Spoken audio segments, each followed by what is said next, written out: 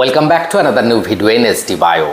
দেখো, এসএলএসটি নবম দশম এবং একাদশ দ্বাদশ নিয়ে বেশ কয়েকটি গুরুত্বপূর্ণ আপডেট এবং তার সঙ্গে বেশ কয়েকটা গুরুত্বপূর্ণ ডাউট যেগুলো তোমরা অনেকে জিজ্ঞেস করেছো সেগুলো আজকে ক্লিয়ার করব।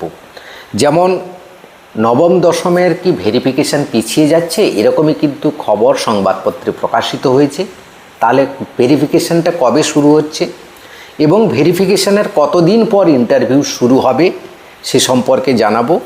তার সঙ্গে সবচেয়ে বড় ডাউট যেটা অনেকে প্রশ্ন করছো বিগত কয়েকদিন ধরে দেখতে পাচ্ছি, যে ফাইনাল মেরিট লিস্ট যে হবে বা ফাইনাল প্যানেল বা ইমপ্যানেল তৈরি হবে, সেখানে মাল্টিপল র্যাঙ্কিং থাকবে না সিঙ্গেল র্যাঙ্কিং হবে।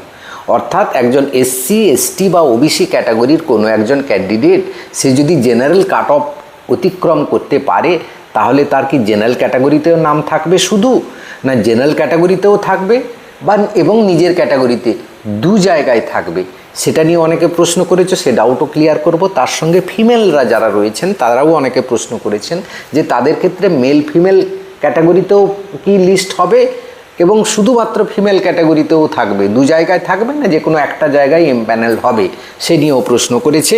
সমস্ত ডাউট ক্লিয়ার করব এবং এমপ্যানেল হওয়ার পর জেনারেল ক্যাটাগরিটা কিন্তু ওয়েটিং লিস্ট থেকে অনেক বেশি ডাক পাবে অন্যান্য ক্যাটাগরির থেকে।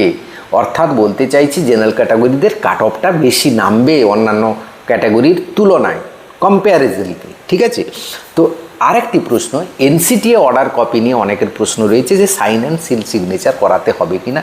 সমস্ত কিছু আজকে ক্লিয়ার করব। ভিডিওটা শেষ পর্যন্ত দেখো। ভালো লাগলে লাইক করে বন্ধুদের শেয়ার করে দিও। চ্যানেলে নতুন হলে চ্যানেলটা সাবস্ক্রাইব করে নিও। প্রথমেই আসি যে খবর প্রকাশ হয়েছে যে নবম দশমের ভেরিফিকেশান পিছিয়ে যাচ্ছে। কতদিন পিছিয়ে যাচ্ছে খবরে তোমরা স্ক্রিনে দেখতে পাচ্ছ যে পিছিয়ে যাচ্ছে, 2-4 দিন মতো পিছিয়ে যাচ্ছে, এরকমই খবর প্রকাশ হচ্ছে। কিন্তু এসএসসি জানিয়েছে এই মাসের শেষের মধ্যে কিন্তু নবম দশমের ভেরিফিকেশান শুরু হবে। অর্থাৎ আগেই জানিয়েছিল এবং সুপ্রিম কোর্টে জানিয়ে দিয়েছিল যে 26শে ডিসেম্বর থেকে ভেরিফিকেশান শুরু হবে। সেই ডেটটা পিছিয়ে খুব সম্ভবত 30 তারিখ বা 31 তারিখ, এই দুটো ডেটের মধ্যে কিন্তু যে কোনো একটা ডেটে শুরু হবে নবম দশমের ভেরিফিকেশান। পিছবে আমরা জানতাম, কারণ সুপ্রিম কোর্ট থেকে গ্রিন সিগন্যাল পেয়ে গেছে, সুপ্রিম কোর্ট পিঠ চাপড়ে দিয়েছে সমস্ত জায়গায়। এবার এরা একটু ঢিলেমি করবে, এ তো ভাবার জানাই কথা ছিল। তো এবার প্রশ্ন হচ্ছে তাহলে ভেরিফিকেশানের কতদিন পর ইন্টারভিউ শুরু হবে। ধরো ভেরিফিকেশান শুরু হলো 31 তারিখ বা 30শে ডিসেম্বর, তাহলে সেটা কার হবে? এক বাংলা ইংরেজি দিয়েই শুরু হবে। প্রথমে হয়তো বাংলা হবে বা বাংলা ইংরেজি দুটো একসাথে থাকবে। কিন্তু যেহেতু এখানে ক্যান্ডিডেট সংখ্যাটা কম, ভেরিফিকেশনের সময়টা একটু বেশি লাগবে। এক একটা সাবজেক্টে 2-3 দিন 4 দিন 5 দিন করে চলতে থাকবে হয়তো। তাহলে বাংলার ইন্টারভিউ ভেরিফিকেশান যদি 31 তারিখ হয়, তার থেকে ধরে নাও কম করে 1.5 মাস পর কিন্তু ইন্টারভিউ শুরু হবে। কেন একথা বললাম? একাদশ দ্বাদশের ক্ষেত্রে দেখেছি আমরা অনেকগুলো সাবজেক্টে, আমার সাবজেক্টে তো দেখেছি বায়োলজিক্যাল সায়েন্সে ভেরিফিকেশান হওয়ার প্রায় 1 মাস পর কিন্তু ইন্টারভিউতে ডেকেছে।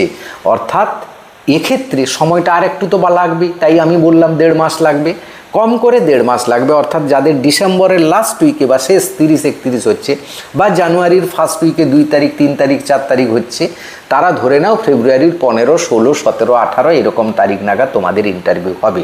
তো এই যে 1.5 মাস সময়টা পাবে, এটাকে তুমি ভালো করে কাজে লাগাতে সুন্দরভাবে পারবে।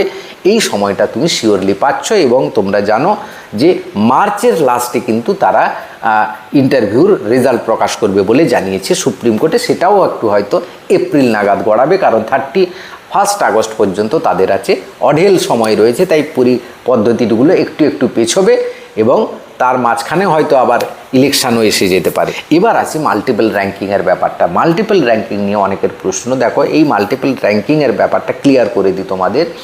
যদি কোনো এসসি ক্যাটাগরি বা এসটি বা যে ওবিসি যেই ক্যাটাগরি হোক না কেন, কোনো সাব ক্যাটাগরির ক্যান্ডিডেট সে যদি জেনারেল কাট অফ অতিক্রম করতে পারে ফাইনাল প্যানেলে, সে কিন্তু 2 জায়গায় তার নাম থাকবে।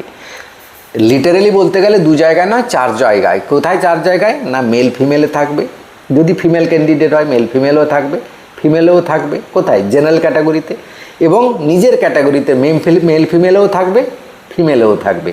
কিন্তু মেলদের ক্ষেত্রে 2 জায়গায় নাম থাকবে। এটা শুধু 2016 সালে এই নিয়মটাই তো ছিল, কোনো ব্যাপার মানে কোনো হয়নি। শুধু 2016 নয়, আমাদের সময়ে একই নিয়ম ছিল, বরাবরই একই নিয়ম ধরে আসছে এবং এটাই হচ্ছে নিয়ম ক্যাটাগরি অ্যাডভান্টেজে। তবে হ্যাঁ, সেই জেনারেল ক্যাটাগরিতে যাবে যে কোনো সাব ক্যাটাগরির অ্যাডভান্টেজ নেয়নি, মানে বয়সের ছাড় নেয়নি, মার্কসের পার্সেন্টেজ কম নেয়নি বা ফিসটাও কম দেয়নি। সে যদি জেনারেল ক্যাটাগরির ফিস দিয়ে ফর্ম ফিল আপ করে থাকে তবেই সে জেনারেল ক্যাটাগরিতে এমপ্যানেলড হবে, না হলে সে হবে না। সে যদি 200 টাকা দিয়ে এসটি হয়, 200 টাকা দিয়ে বা এসসি হয়, 200 টাকা দিয়ে ফর্ম ফিল আপ করেছে, সে কিন্তু জেনারেল ক্যাটাগরিতে এমপ্যানেলড হবে না, সে শুধু তার নিজের ক্যাটাগরিতে থাকবে। এবার দেখো, 4 জায়গায় তার নাম থাকলো, কিন্তু সে যখন কাউন্সিলিংয়ে যাবে সে তো একটা পোস্ট বেছে নেবে, একটা যে কোনো স্কুল বাঁচবে। কোন স্কুলটা বাঁচবে? ধরে নিলাম তার অ্যাডভান্টেজ যেটা হবে তার বাড়ির পাশে স্কুলটা। সো সেই যদি জেনারেল ক্যাটাগরিতে গিয়ে দেখে যে আমার এসসি ক্যাটাগরির যে স্কুলটা রয়েছে আমার বাড়ির কাছে, আমি সেটা নেব, সে কিন্তু সেটা নিতে পারে।